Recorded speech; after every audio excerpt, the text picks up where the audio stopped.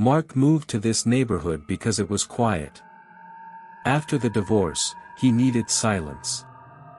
Not the fake kind that comes when you turn off the television, but real silence, deep, crushing, the kind that stops you from thinking about how your ex-wife had already moved in with your former best friend, and how your daughter called once a month and spoke for exactly 3 minutes because, "Dad, I have homework." The house at 37 Lakewood Drive was perfect. 3 bedrooms, a 2-car garage, a backyard with a dead oak tree, and a price that the realtor called a pleasant surprise. Mark didn't ask why it was so low. He had learned not to ask unnecessary questions. The first week was fine. He unpacked boxes, hung curtains, bought a new coffee maker. At night, he drank whiskey and stared at the empty street. The neighbors didn't make noise. No barking dogs, no blaring music, no backyard arguments. Perfect. On the 8th night, Mark woke up at 3:15. He didn't know why he woke up, not from a sound, not from light, not from a nightmare. He just opened his eyes and knew he wouldn't fall back asleep. He lay there, staring at the ceiling, listening to the silence. The silence was too perfect. He sat up, swung his legs over the side of the bed. The house creaked once, a pitiful, old man sound. Mark stood up, walked to the bathroom, looked at himself in the mirror. Bags under his eyes, gray at his temples, the gaze of a man who knew too much about regret. Behind him in the mirror was a window. Beyond the window, darkness. Mark turned around. For a moment, he thought someone was standing in the darkness. But when he squinted, there was only the tree and the bushes. He turned off the light and went to the kitchen. The water from the faucet smelled like sulfur. He poured out the glass, refilled it, the smell didn't go away. He turned off the water and heard it. A knocking. Not at the door. Not at the wall. In the floor. Soft, steady, rhythmic. Someone was knocking on the wooden floor from below, from the basement. Thump. Thump. Thump. Like a heartbeat. Like a metronome. Mark didn't have a basement. The house didn't have a basement. He was 100% certain of this because he had inspected the foundation himself before buying. Concrete slab. No hatch, no stairs, not even a hint of a space beneath the house. The knocking continued. Mark dropped to his knees and pressed his ear to the floor. The wood was cold. The knocking grew louder. Now he could hear not just the impacts, he could hear someone breathing beneath the floor. Heavily, wetly, with a rasp. "Hey," Mark called out. His voice sounded pathetic. The breathing stopped. Silence lasted a minute. Then the knocking returned, but different now. Faster. Angrier. As if someone was punching from below, demanding to be let in. Mark jumped up and backed against the wall. His heart pounded as fast as that knocking. He remembered he had a phone. Dialed 911, raised it to his ear, and nothing. Not even a dial tone. Not silence. Absolute dead emptiness, as if the speaker had broken. He checked, full signal. 4 bars. He dialed again, and this time he heard a voice. But not an operator's. "You have reached a subscriber who no longer accepts calls," the voice said. It was an automated recording, but the words were wrong. Not the ones Mark had heard 1,000 times. At the end, the phrase should have finished with, "is out of the service area." Instead, "please do not call here again." The knocking from below stopped. The house went quiet. Too quiet. Mark walked to the front door and opened it. The night air smelled of wet earth and rot. The street was empty. The streetlights weren't off, they simply weren't lit. No light in any window. No light in any house across the street. He stepped onto the porch and looked at the house across the street, 34, Lakewood Drive. White, 2 stories, with green shutters. He saw it every day when he left for work. But now he noticed something he had never noticed before. The windows of house 34 were boarded up from the inside. Not with boards on the outside. With plywood on the inside, nailed to the frames. Someone had barricaded themselves inside. Or someone else. Mark looked at house 40. Same thing. Windows boarded up. House 42, boarded up. 29, boarded up. Every house on the street was boarded up from the inside. All except his.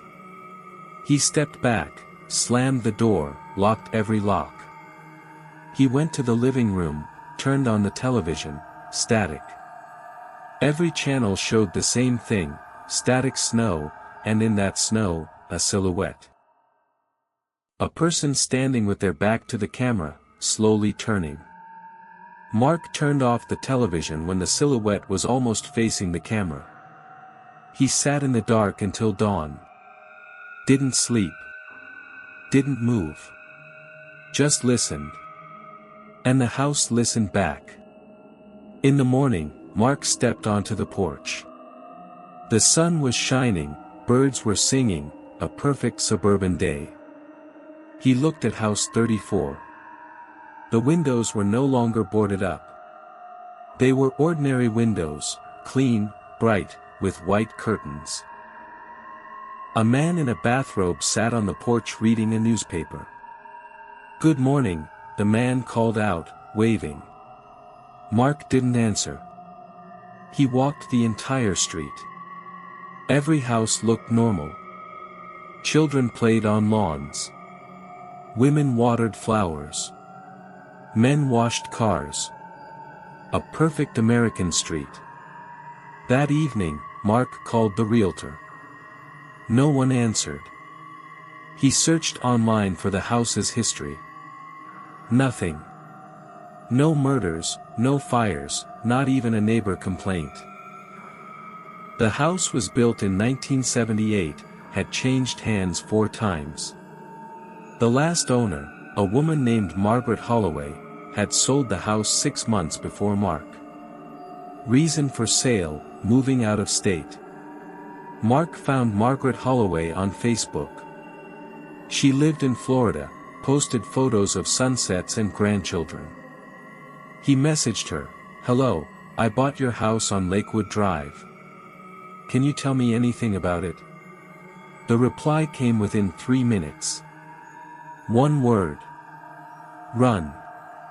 Mark wrote again. The message wasn't delivered. The user had blocked him. That night, he didn't go to bed. He sat in the kitchen with a knife in his hand, staring at the floor. The knocking didn't start until 2 in the morning. And then it started. But now it wasn't a knocking. It was a voice. "Mark," the floor said. The voice was female, soft, almost gentle. "Mark, come down to me." "I don't have a basement," he whispered. "Yes, you do," the floor answered. "You just didn't know." They never knew. Until they heard. Who? The ones who lived before you. Margaret. Thomas. Elizabeth. Matthew. And all the others. They came down. And now they're here. With me. Mark clamped his hands over his ears. The voice didn't get quieter. It sounded directly inside his head. "Don't be afraid," the voice said. "It doesn't hurt down here." There's only peace. Real silence. The kind you were looking for when you signed the papers. Are you, the house? The voice laughed. Low, guttural, as if the woman's throat was full of gravel. I'm not the house. I'm what the house was built on. I was here long before your kind learned to build. You come, you place your boxes on my ground, you live, you sleep, you pray, and then, one night, you hear me. And you come down. I won't come down. They all say that. The floor beneath Mark's feet grew warm. Then hot. Then it smelled of sulfur, the same smell from the kitchen faucet. Mark jumped back toward the door, but the door wouldn't open. He pulled the handle, slammed his shoulder against it, nothing. Don't leave, the voice said. We've only just begun. From the cracks between the floorboards, light began to seep. Not electric, phosphorescent, green, like rotting wood. It filled the kitchen, the living room, the hallway. Mark watched as faces emerged between the boards. Dozens of faces. Men, women, children. All with their eyes closed. All pale as chalk. All slowly rotating like planets around a sun. And in the center, where the non-existent basement should have been, a black void, pulsing in time with the voice. Look at me, Mark. He didn't want to. He closed his eyes. But his eyelids turned transparent. He could still see the void through them. And in the void stood her. A woman in a white dress, splattered with black. Her face had once been beautiful, or so it seemed. Now it was too thin. Skin stretched over her skull so tightly that you could count the bones. Her eyes, two bottomless pits. And her mouth. A mouth that smiled with the knowledge that you had no choice.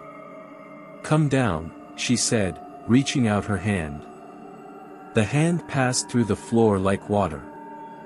The fingers were long, unnaturally long, with fingernails that scratched the air. Come down, Mark. You're tired. You're so tired of pretending that life has meaning. It's quiet down here. Just you and me. Just peace.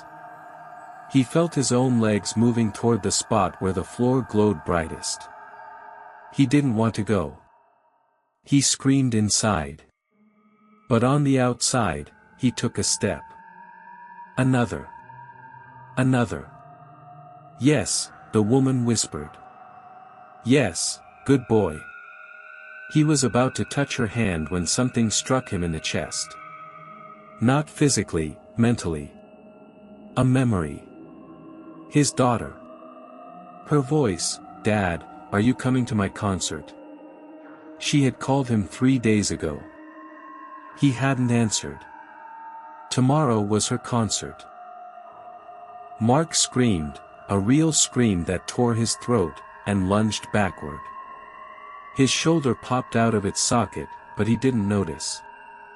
He threw himself against the door until it gave way. He ran out onto the porch, tripped, fell onto the lawn.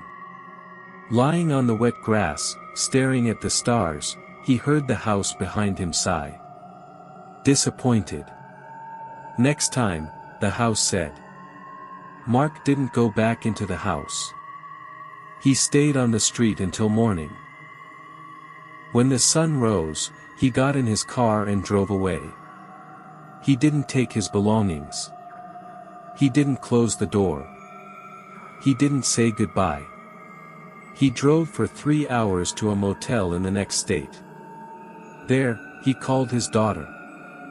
She didn't answer. He left a message, I'm coming to the concert. I promise. Then he tried to find 37, Lakewood Drive online. The street existed. Houses 34, 40, 42 existed. House 37 did not. On the satellite image, in its place, there was an empty lot. A rectangle of scorched earth, surrounded by perfect green lawns. Mark called the realtor who had sold him the house. The number was disconnected. He checked the purchase agreement, the signatures were there, but the seller's name was printed in a typeface he had never seen before. The letters were slightly slanted. Slightly thinner than normal. As if written by someone who didn't quite understand human writing. A week later, Mark returned. Not to the house, to the town. He came during the day, in broad daylight. Lakewood Drive looked like a brochure. House 37 stood in its place. White, tidy, with a new roof and a trimmed lawn. A woman sat on the porch with a cup of coffee. "Are you the new neighbor?" she asked, smiling. Mark looked at the number on the mailbox. 37, he looked at the windows, not boarded up. At the door, open. Inside, lights. "Who lives here?" he asked. "We do," the woman answered. "The Wilsons. We moved in last week." "And you?" Mark didn't answer. He was looking at the bedroom window on the second floor. Behind the glass, for just a second, he thought he saw a face. A woman's face. In a white dress. She was smiling. Then the window was normal again. A reflection of clouds and sky. Mark turned around and walked away. He didn't look back. He got in his car, drove to the state line, and stopped at a roadside diner. He ordered coffee he didn't drink. He sat and stared at his hands. On his left wrist, there were marks. 4 blue fingerprints. Where the woman's hand reached through the floor and touched him as he tore himself away. He rubbed his skin, the fingerprints didn't fade. They grew darker. And deeper. As if someone kept pressing them, night after night, every time he closed his eyes. Mark lives now in a trailer in Arizona. He doesn't sleep at night. He listens. Under his new home, there is no basement. But he still hears the knocking. Soft. Steady. Rhythmic. It always comes at 3:15. And sometimes, very rarely, the knocking is accompanied by a whisper. The same one every time. Soon. The end.